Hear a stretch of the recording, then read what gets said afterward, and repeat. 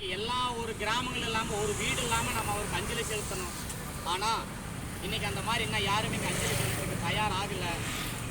வருங்காலத்தில் அவருக்கு தயவு செய்து ஒவ்வொரு கிராமங்களையும் நம்ம வாழக்கூடிய கிராமங்களில் அவருக்கு அஞ்சலி செலுத்தணும். ஏன் அஞ்சலி செலுத்தணும் அப்படின்னா, இந்த சமூகம் மிகவும் பின்தங்கிய சமூகம், மிகவும் அடிமைப்பட்டு சாதி ரீதியான பல்வேறு கொடுமைகள் அனுபவிச்சுட்டு இருந்த சமுதாயத்தை அம்பேத்கர் ஒருவர் தான் இதை எப்படியோ ஒரு வழியில் ஒழிக்கணும், இவங்களுக்கு எல்லாருக்கும் கல்வியை கற்றுக் கொடுக்கணும், அதுக்கு நம்ம என்ன செய்யணும்னு சிந்திச்சு அவர் படித்தார்.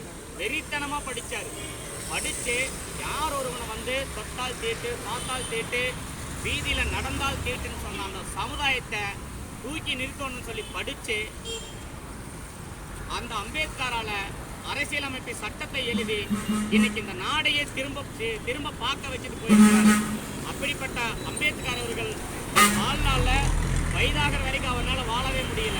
என்ன காரணம்னா, நம்மளுக்காகவே அவர் தன்னை உயிரை வந்து தியாகம் பண்ணிட்டு சாப்பிடாமையே அவர் வந்து படிப்பு சமூகம் சொல்லி வெறும் 56 வயசுல தன்னுடைய உயிரை வந்து நீரிழிவு நோயால இறந்துட்டாரு.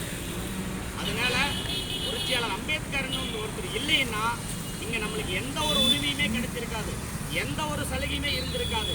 இன்னைக்கு இருக்கிற அத்தனை விஷயங்களையும், இங்க இருக்கிற அத்தனை சட்டங்களுக்கும் அதை யார் கொண்டு வந்தாருன்னா அம்பேத்கர். இதே அம்பேத்கர் மட்டும் வேற ஒரு சமுதாயத்தில் பிறந்திருந்தாருன்னா இன்னைக்கு எல்லாத்து வீட்லயும் அவருக்கு இன்னைக்கு வந்து நினைவஞ்சலி செலுத்துவாங்க. ஆனா அம்பேத்கர்ங்கிற மகாலயத்தில் பிறந்த ஒரே காரணத்தினால அவருக்கு வந்து அவருடைய சாதியினால் அவருக்கு மறுக்கப்படுறாங்க.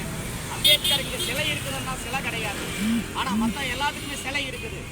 ஏன் அம்பேத்கருக்கு சிலை இல்லை அப்படின்னா, அவர் தாழ்த்தப்பட்ட சமுதாயத்தில் பிறந்த ஒரே காரணத்துக்கு அவர் சிலை கூட கிடையாது.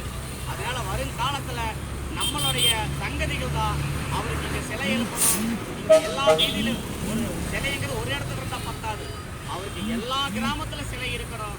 அதுக்கு நாமெல்லாம் ஒன்று இணைஞ்சு பாடுபட்டா மட்டும்தான் அவருடைய இந்த நினைவினால நாம போற்ற முடியும். இந்த நினைவினால கூட நீங்க கொண்டாடக்கூடாதுங்கிறக்காக